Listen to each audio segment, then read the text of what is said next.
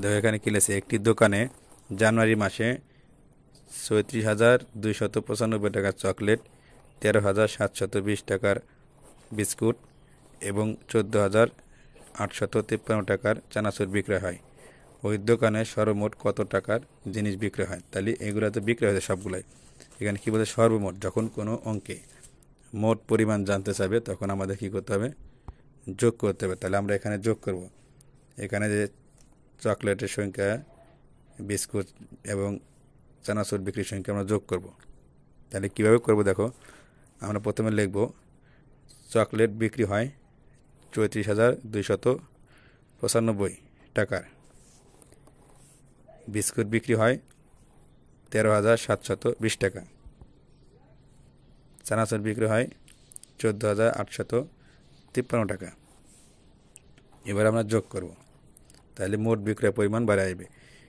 তাহলে ৫ আর ০ যোগ করলে কত হয়, ৫ ৫ই হবে, আর ৩ কত, ৫ ৬ ৭ ৮, আমরা এখানে ৮ লিখব।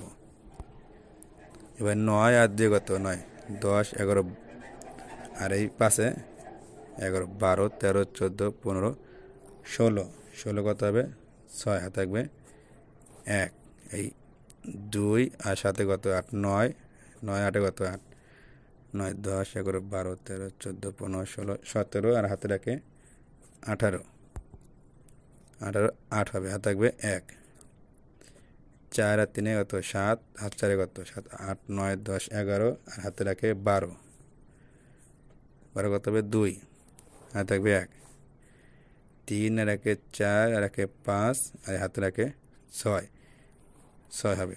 তাহলে ওই দোকানে সর্বমোট ৬২,৮৬৮ টাকার জিনিস বিক্রয় হয়। প্রিয় ভিউয়ার্স, তৃতীয় শ্রেণীর অঙ্ক বিষয়ে ধারাবাহিক ভিডিও পেতে আমাদের চ্যানেলটিকে সাবস্ক্রাইব করে রাখুন এবং আপনার মূল্যবান মতামত কমেন্টের মাধ্যমে জানিয়ে দিন। ধন্যবাদ।